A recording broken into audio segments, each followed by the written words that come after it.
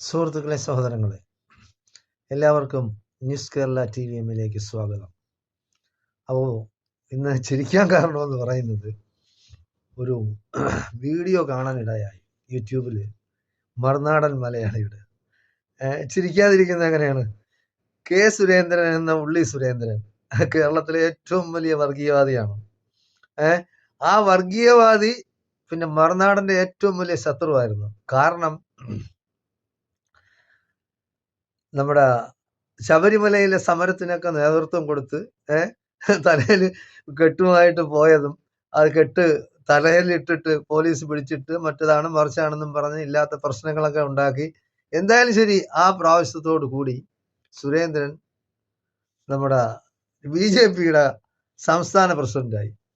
അപ്പോൾ മറുനാടൻ ഒരുപാട് കോലാഹലം ഉണ്ടാക്കി കേരളത്തില്.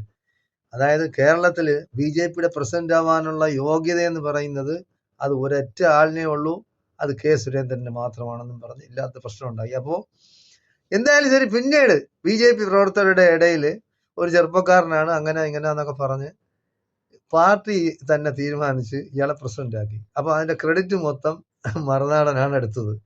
ഞങ്ങളാണ് സുരേന്ദ്രന് BJP പ്രസിഡന്റ് പദവി വാങ്ങിച്ചു കൊടുത്തതെന്നും പറഞ്ഞു. എന്തായാലും സുരേന്ദ്രൻ പ്രസിഡന്റ് ആയതിനു ശേഷം മറുനാടൻ എന്തൊക്കെയെങ്കിലും കാര്യങ്ങൾക്ക് സുരേന്ദ്രനെ സമീപിച്ചു കാണും. സുരേന്ദ്രൻ അതൊന്നും ചെയ്തു കൊടുത്തില്ല. അതോടുകൂടി സുരേന്ദ്രൻ പിന്നെ മറുനാടൻ ഷാനസ്കറിയുടെ ശത്രുവായി. അപ്പൊ നമ്മൾ ഈ സാധാരണ നമ്മളും ആഹാരം കഴിക്കുന്ന അരിയാഹാരമാണ്, പക്ഷെ ഞാൻ അരിയാഹാരം കഴിക്കാറില്ല.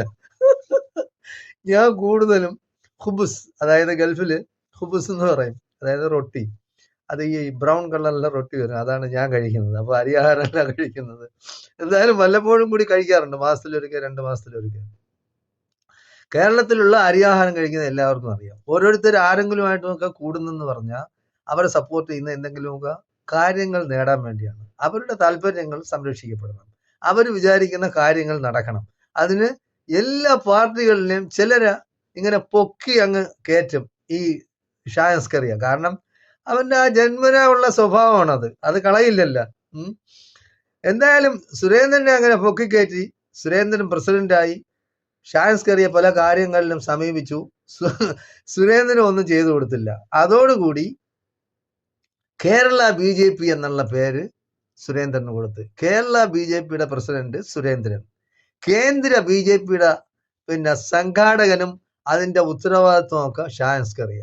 അതിന്റെ നേതൃത്വ സ്ഥാനം ഷാനസ്കറിയ എടുത്തു. ഇപ്പോ